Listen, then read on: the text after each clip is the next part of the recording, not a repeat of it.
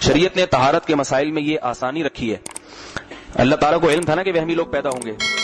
اب دیکھیں فقہا بیان کرتے ہیں کہ شلوار کا ایک پائنچا ناپاک ہو گیا, کہیں راستے میں اس میں کوئی گوبر یا پیشاب لگ گیا, گھر پہنچے تو اب وہ جگہ خشک ہو گئی, اب پتہ نہیں چل رہا کہ یاد نہیں رہا کہ سیدھا وہ پائنچا ناپاک تھا یا الٹی شلوار کا. تو فقہا بیان کرتے ہیں کہ اندازے سے جس طرف غالب گمان جائے اس پائنچے کو دھو دیں کافی ہے اور نماز پڑھ لیں. سمجھ میں آ رہی ہے بات؟ حالانکہ ممکن ہے آپ کا اندازہ غلط ہو, امکان ہے, مگر اس امکان کو, کیونکہ اور بھی غم ہے زمانے میں محبت کے سوا.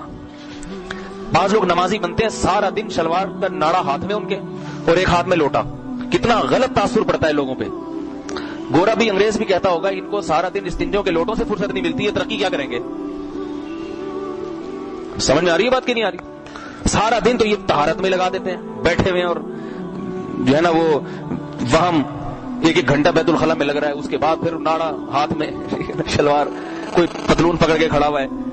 تو اس لیے فقہا نے, اور یہ فقہا نے حدیث سے ہی مسئلہ مستنبط کیا ہے, حدیث ہی سے نکالا ہے. یہ وہ حدیث کیا ہے کہ رسول اللہ صلی اللہ علیہ وسلم جب پیشاب سے فارغ ہوتے تو یاد رکھیں مسئلہ تو یہ کہ پیشاب سے فارغ ہو کر فوراً نہ اٹھیں, تھوڑا سا اطمینان کر لیں کہ پیشاب کا خطرہ جتنے نکلنے تھے نکل گئے. ٹیشو پیپر وغیرہ ہے وہ تو آج کل استنجے کے ڈھیلے بیت الخلا میں رکھنا صحیح نہیں ہے, کیونکہ اس سے گندگی ہوتی ہے, وہ گرتے ہیں اس میں فلش میں. ڈھیلا مٹی سے استنجا جب ہو جب کہیں میدان میں انسان کو پیشاب کی حاجت ہو. یہ جو پکے فرش ہے نا اس میں نقصان ہوتا ہے, تو اس کا حل یہ کہ ٹیشو پیپر رکھا جائے. تو ٹیشو پیپر سے خشک کیا, جب ایک دفعہ دیکھ لیا کہ اطمینان ہو گیا, اب نہیں آ رہا خطرہ, تو بس کھڑے ہو جائیں, پھر بھول جائیں. بار بار پھر جا کے اس کا مطالعہ کرنا, شلوار کو دیکھ رہے کبھی یوں کر کے لائٹ میں لے جا کے دیکھ رہے کبھی یہ کر رہے. حدیث میں آتا ہے کہ آپ صلی اللہ علیہ وسلم جب استنجا سے فارغ ہوتے تو اپنے ازار پہ پانی کی چھینٹ مار دیتے تھے, اس لیے کہ بعد میں اگر بالفرض تری نظر بھی آئے تو اب یہ کیا پتا چلے گا کہ یہ پیشاب کی تری ہے یا ہم نے پانی سے, تاکہ وہم کا بالکل خاتمہ ہو جائے, وسوسے بالکل ختم ہو جائیں. یہ اس لیے آپ صلی اللہ علیہ وسلم نے بتایا تاکہ آپ کی امت وہمی نہ بن جائے. ایک دفعہ ایک سوال آیا ہمارے پاس, ایک نوجوان نے کہا میں جیسے ہی صبح اٹھتا ہوں نماز سے پہلے اپنی شلوار کو میں باقاعدہ لائٹ میں رکھ کے دیکھتا ہوں کہیں احتلام تو نہیں ہوا مجھے. صبح اٹھ کے روزانہ یہ کام, کوئی معمولی سا نقشہ نظر آیا تو یار ہو سکتا ہے کچھ تھوڑا سا کچھ ہو گیا. تو اب یہ بھی پاگل ہونے کی کتنی بری بات ہے, صبح اٹھ کے کوئی مسواک کر رہا ہے, کوئی واش روم جا رہا ہے, کوئی نماز, اور یہ شلوار نکال کے لائٹ کے سامنے جیسے ایکس رے نکال رہا ہو اس کا. تو بھائی اگر احتلام ہونے کا یقین ہے تو نہا لو, اور اگر یقین نہیں ہے وضو کرو, نماز پڑھنے جاؤ, ختم. اور پھر اس میں ایک بات چل پڑی ہے تو یہ بھی بتا دوں کہ اب کسی کو احتلام ہو گیا, یہ خواتین کے ساتھ بھی مسئلہ ہوتا ہے کہ ان کو حیض و نفاس کے خون لگ جاتا ہے بعض دفعہ, یا کوئی ناپاکی لگ جاتی ہے, تو یا اب کسی کو احتلام ہو گیا, وہ ناپاکی لگ گئی اس میں, تو اب اس میں بھی شریعت نے آسانی رکھی ہے. اس میں یہ کہ ایک مرتبہ واش روم میں جا کے آپ ازار کو, شلوار کو, پینٹ کو, جو بھی چیز ہے اس کو دیکھیں کہاں کہاں لگی ہوئی ہے ناپاکی, اس جگہ کو متعین کر لیں اور اندازے سے دھو لیں اس کو. اس کے بعد دیکھیں ہی نہیں کہ کہاں لگی ہے.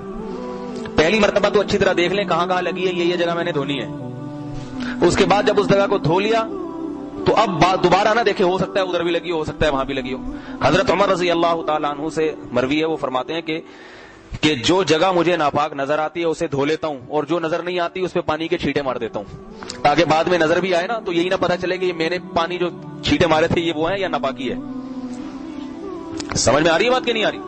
تو اسی طرح خواتین کو کوئی اگر شلوار پہ ناپاکی لگ گئی ہے تو جب دھونے کا ٹائم آیا اس وقت جو ناپاکی نظر آ رہی ہے اتنی جگہ کو دھو لیں, اس کے بعد دوبارہ دیکھیں ہی نہیں کہاں لگی ہے کہاں نہیں لگی, نماز پڑھیں, اپنا دل لگائیں نماز میں. جسم میں بھی ناپاکی, جسم میں کہیں ناپاکی لگی ہے وہ جگہ آپ نے دھو لی, اندازہ اس وقت.